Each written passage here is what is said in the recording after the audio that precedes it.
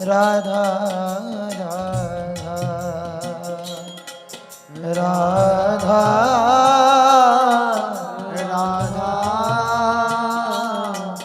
राधा राधा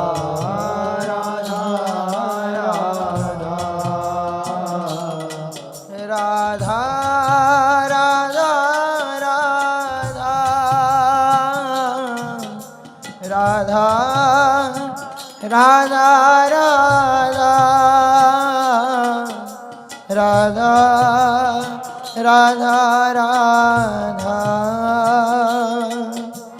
राधा राधा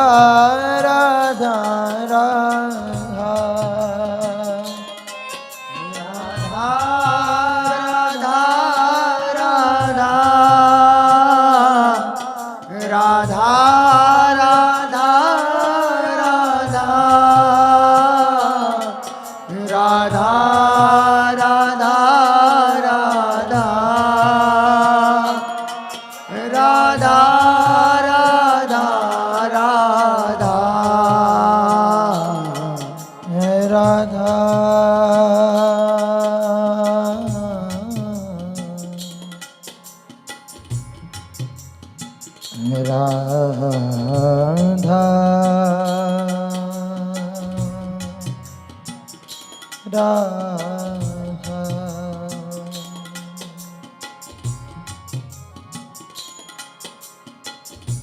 इतनो तो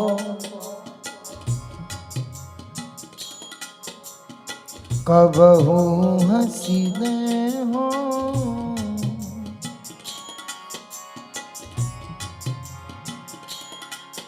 इतनो तो कबहू हसीने हो सुनहु कृपालु किशोरी राधे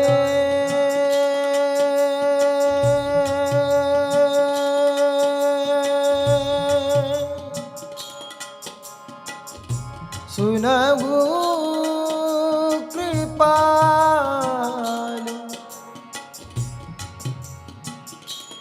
किशोरी राधे राधे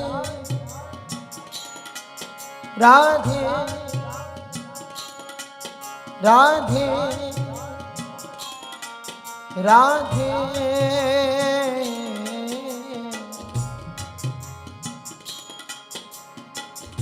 सुनहु कृपाल किशोरी राधे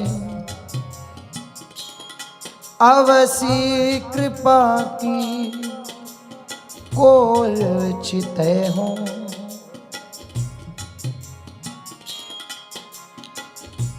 इतनो तो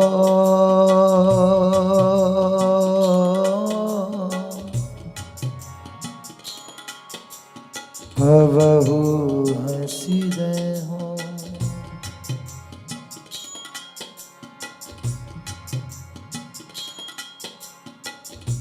तुम मोही मिलो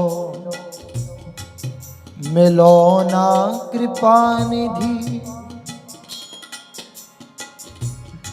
मोको ढूंढत तो भटके हो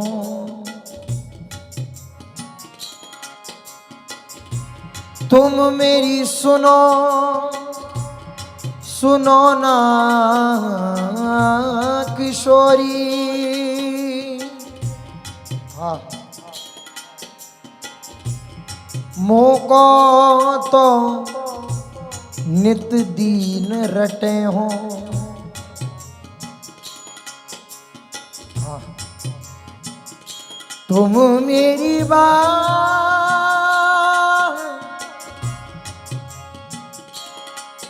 मेरी बात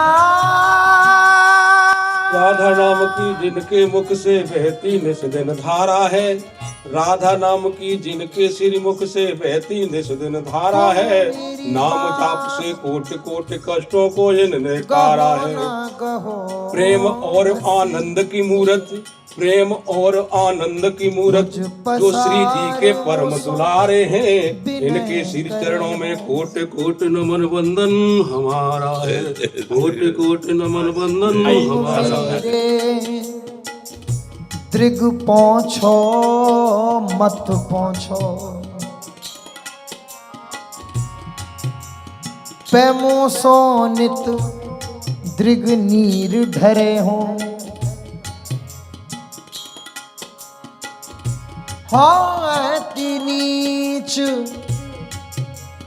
कहा मुख मांगो,